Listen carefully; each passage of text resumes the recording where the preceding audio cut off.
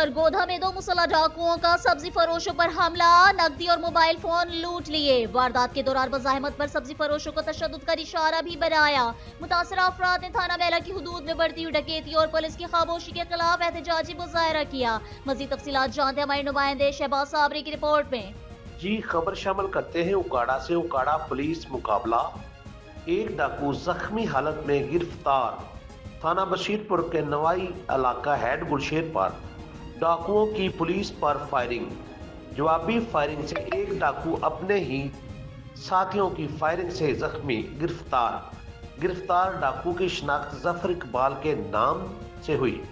बैनुल ज़िलाई डकैत गैंग का सरगना डकैती और राजधानी जैसे 24 संगीन जुराइम में मुलव्वस पाया गया। डाकू लाहौर, उकाड़ा समेत दीगर मुख्तलिफ थानों में रिकॉर्ड होल्डर है। गिरफ्तार डाकू से छीनी गई मोटरसाइकिल और असलहा बरामद। 3 मुसल्लह डाकुओं ने शहरी मोहम्मद यूसुफ से मोटरसाइकिल और नकदी छीनी।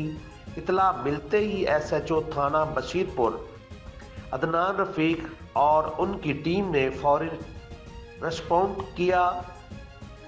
डाकुओं ने पुलिस को देखते ही फायरिंग शुरू कर दी। पुलिस ने भी हिफाजत खुद अख्तियारी के तहत जवाबी फायरिंग की।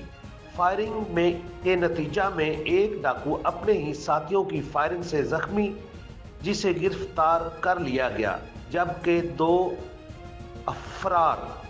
फरार डाकुओं की तलाश के लिए सर्च ऑपरेशन जारी। तर्जुमान उकाड़ा पुलिस।